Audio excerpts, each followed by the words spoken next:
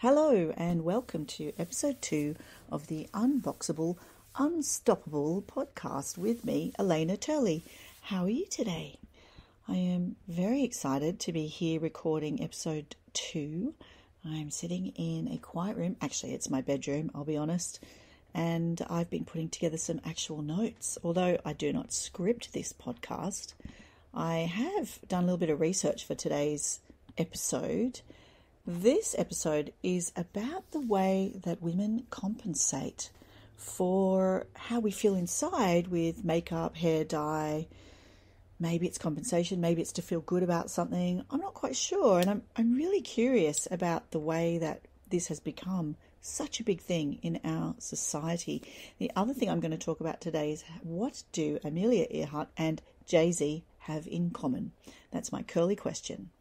So I think it's a really fascinating thing that women basically are perceived as bold if we appear naturally, without makeup, without our hair done, without cosmetic intervention. And in fact, there seems to be a little bit of a zeitgeist going on about that at the moment. If you haven't heard that word before, I'm going to give you a definition. It's not necessarily the dictionary definition, but the way I would talk about a zeitgeist is there is something sometimes that kind of becomes like a wave of ideas through a place and time, or a cultural, maybe a popular cultural idea that kind of takes hold.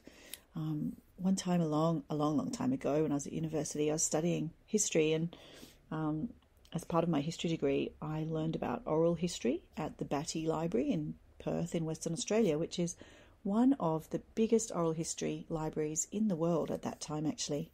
And I took that training and I interviewed a man who at that time was still alive. He isn't anymore.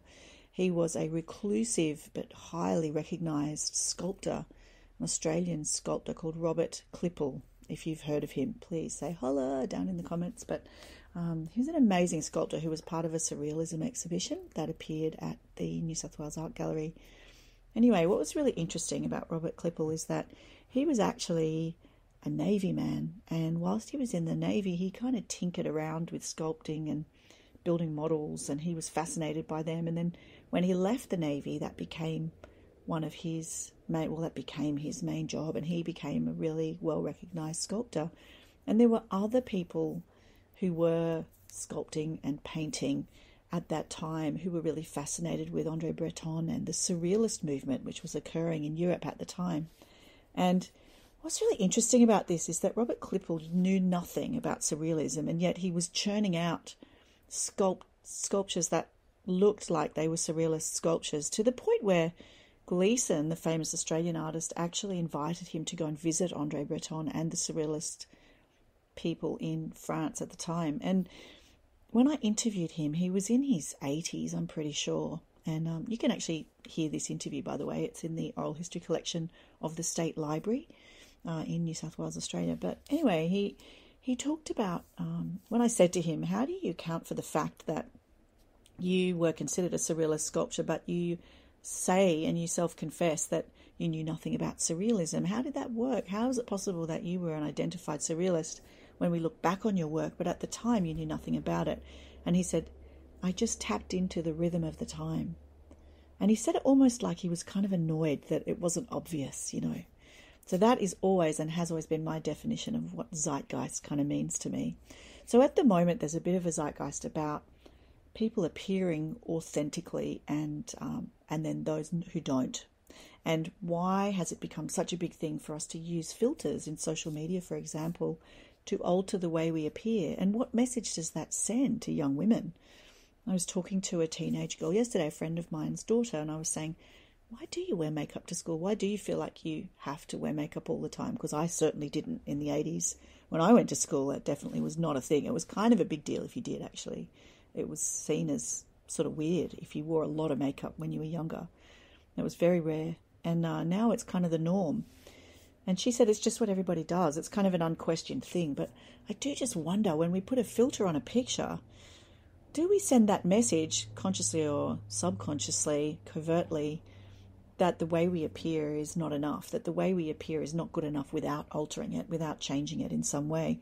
Now, yesterday, interestingly enough, Triple J, a radio station in Sydney, in Australia, the ABC radio station, launched a huge campaign, actually their show Hack, about this very thing and how it relates to eating disorders particularly. So I wrote a submission for that because I really think it's quite sad in a way that there's so much pressure on women to change the way that we look. And it was even mentioned I was talking with a friend yesterday, it's a beautiful autobiography written by Ronnie Khan. She's an incredible woman who runs a company called Oz Harvest that rescues food waste and delivers it to the homeless in Sydney and in Australia. It's an amazing program. She's met with the Dalai Lama. She's well recognised for the work that she does. And incidentally, she's my auntie's best friend as well, but I digress. She actually talks about coming home one day to her husband, who she felt she was in a love-filled marriage with, and she had cut her hair and decided not to dye it dark anymore, but just to have grey short hair. And he couldn't handle it. He reacted very badly to that. And I do wonder so much how much of the way that we appear to other people is tied up in those sort of superficial things. Justine Bateman, who was famously the sister in Family Ties, if you were my generation and watched it in the 80s with Michael J. Fox, she was the big sister. She wrote a book, I think, recently. She certainly has an article in time.com about this issue and about the way that we are worried that if we are perceived as older, that we will also be perceived as less valuable. It's really just an illusion. So the reality is we are all going to age, even if we buy time, or we think we're buying time with cosmetic procedures. At some point or other, things are going to change. That's something I feel like we've lost a little bit of the art of aging gracefully to a large degree. She writes, I hated the idea that half the population was perhaps spending the entire second half of their lives ashamed and apologetic that their faces had aged naturally. And this is a theme at the moment. There was that fantastic granny hair theme that began a couple of years ago where young women started dyeing their hair grey. And there's another article that I read on that in bustle.com, and I'll put all these in the show notes as well, where a lady called Jo Weir says she's keen to share her natural way of life. She enjoyed her family through the years, and that is what allowed her to feel joy in aging, because she felt she had time with her family, which is a beautiful concept, I think.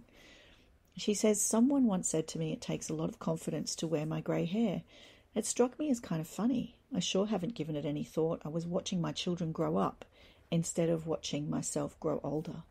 And I think that's such a beautiful concept that we can use here, because we don't need to get so caught up in how we appear. It really is a lot of the time a choice. And when it isn't, I question, what is that tapping into deeply inside of us? Why is it that we feel the need to change ourselves? And in so many ways, that can be so very damaging and speak to deeper hurts and deeper traumas. There was a beautiful message that a friend of mine put up on her social media recently, and I asked her if I could quote it. Her name's Lee. She's a friend of mine, and she wrote, as a mother of a daughter, I worry about how society will place certain expectations on her physical appearance as a woman, her weight, her face, her hair, her skin. More and more, as she ages, will she be judged on her physical appearance, as more and more we find new ways to filter out the reality in the search for perfection. I love a filter as much as the next person, Lee says. The sky looks bluer, the grass looks greener, but I want her to know she needs no filter to be beautiful, to be accepted, and nor does her mum. This is us. And I love that so much. I thought what Lee was tapping into there, again, zeitgeist, these messages are coming from all around, is about our ability as women to get caught up. And men do it too, I know, but I can only speak from a woman's perspective, so I'm going to stick to that. But to get caught up in the idea that we need to be different to who we are. And yet, if we can be bold and courageous and speak the truth and be the truth and show the truth of ourselves, and I don't mean you never wear a face cream, I don't mean you never dye your hair, do those things if they make you feel good, but it's about your intention. It's about what's the messaging here, what's the what's the reason behind it? If you're doing that because you don't think that you're good enough without it. I mean, one of the conversations we had yesterday was that there can be men actually who prefer to see their women without any hair or makeup, and that's a really beautiful thing too. That's so common that women think they need to do a whole lot of stuff, and then really it's not necessary, it's not needed from their men's perspective or their partner's perspective. And I just think that's a really funny thing that we do sometimes. We get all caught up. So I'll end on this. I think when we hold in our tummies and we wear constrictive Spanx or bras, we do it because we want to look good. We don't realise we could be affecting fundamental things like even the way we breathe. If we affect the way we breathe, we affect our posture, we can even affect our pelvic floor functioning. There's so many ways that this can be dramatically damaging to us psychologically, somatically, physically. Even just releasing your pectoral muscles regularly can allow full breath to return. And that's actually about posture. My grandmother used to say Brust aus, which is in German. Sorry for my terrible accent in German, but stick your boobs out because that makes you put your shoulders back and sit up straight. And there's now links being made between posture and depression. I mean, it all ties in. So I'll leave you with Jay-Z and Warren Buffett speaking in a Forbes interview. Jay-Z says, "For me, just having the discipline and having the confidence that in who I am, and if I go into a studio and if I find my truth of the moment, there are a number of people in the world that can relate to what I'm saying. And that's going to buy into what I'm saying. Not because it's the new thing of the moment, but because it's my genuine emotions. It's how I feel. It's how I articulate the world. And, just having the discipline to just, be yourself." Well said, Jay-Z. So Amelia Earhart's accomplishments came from her believing that she wanted to be a pilot, even though in her day and age that was kind of an impossible dream. She just kept going. She didn't stop. She found confidence. She found passion. And she kept going regardless. There was a study done at Cornell University that found that men overestimate their abilities and performance while women underestimate both. And that is, in fact, our actual performance does not differ in quality or quantity. That's a quote from Forbes.com.